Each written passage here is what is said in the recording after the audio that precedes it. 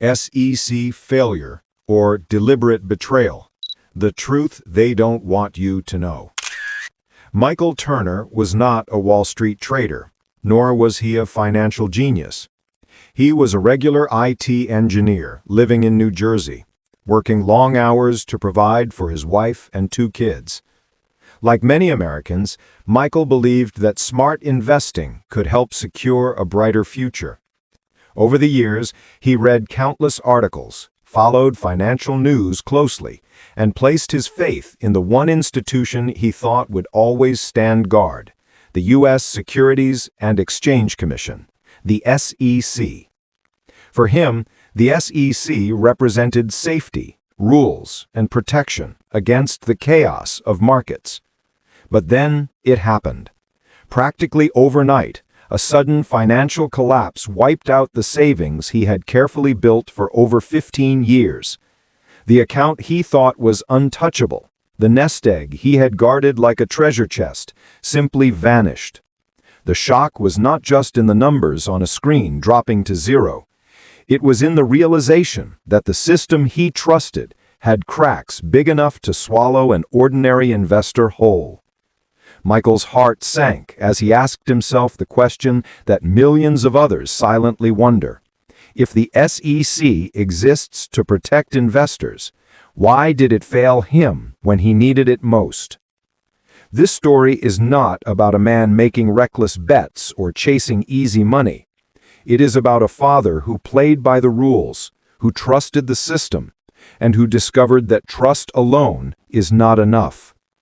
Michael's journey forces us to confront uncomfortable truths about how fragile financial security can be, even in a country built on regulations and oversight. It is a reminder that while institutions promise protection, the responsibility to question, learn, and prepare ultimately falls back on the individual.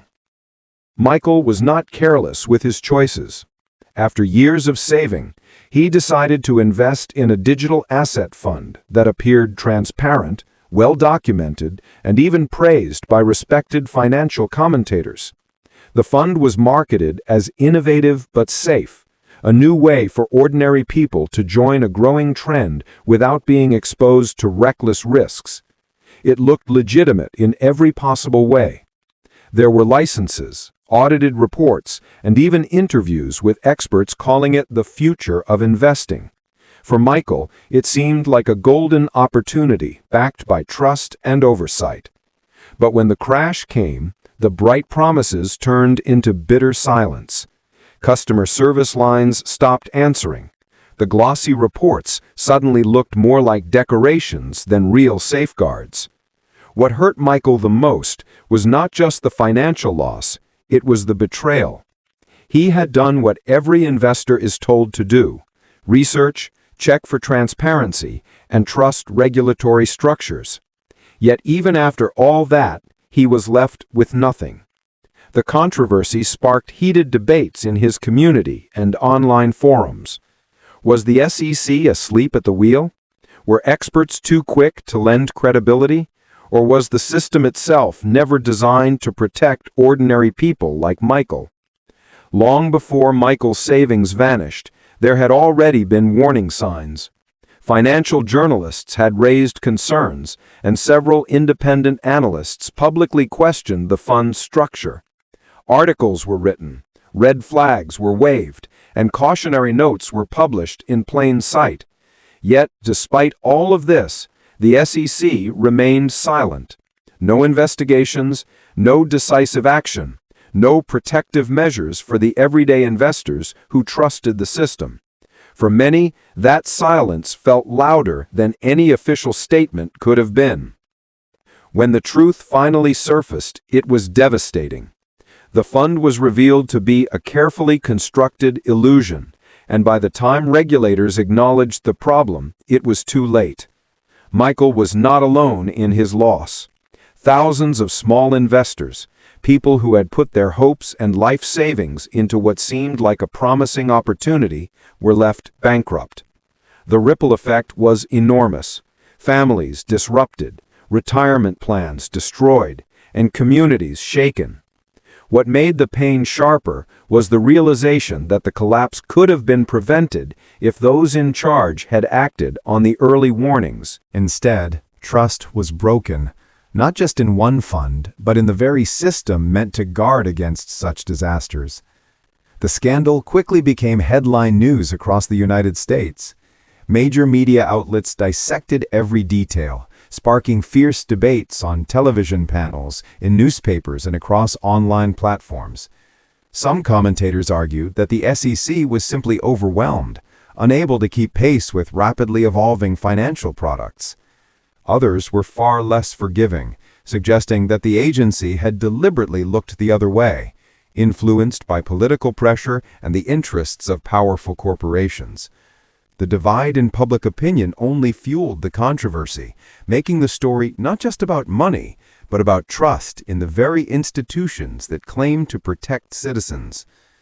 For Michael, the headlines were more than distant noise. They mirrored the collapse of his personal life. Losing his savings meant losing his home, and the strain was too much for his marriage to survive. Divorce papers followed, leaving his children confused and anxious about a future that once seemed secure. He was no longer just an investor caught in a financial storm. He had become a symbol of how devastating regulatory failures can be when real people are involved. The climax of this tragedy was not only in the financial loss, but in the bitter truth it revealed. The SEC had the opportunity to act on early warnings, but chose to move only when the damage was already irreversible. This failure was not just about one man or one fund. It was about a broken promise of protection. Michael's story challenges us to ask hard questions about accountability, transparency, and the true role of regulation in a system that often feels tilted against the very people it claims to defend. In the aftermath of his loss, Michael began to see his experience through a different lens. What hurt him the most was not only the money, but the realization that blind faith in any system can be dangerous. For years, he had believed that regulations and institutions would always step in at the right time. Now he understood that relying completely on others to safeguard his future was a mistake. Instead of retreating into silence, Michael chose to speak out. He shared his story openly on social media, where it quickly spread and resonated with thousands of people across the country. His posts struck a chord because they reflected a reality many had felt but rarely voiced: the feeling of being abandoned by those who are supposed to protect the small investor. Soon, Michael became more than just another victim. He became a symbol, a reminder of the risks ordinary people face when trust is misplaced. The lesson was clear and powerful. Financial security cannot be left entirely in the hands of a single institution, not even one as authoritative as the SEC. Across the United States, his story sparked a broader conversation.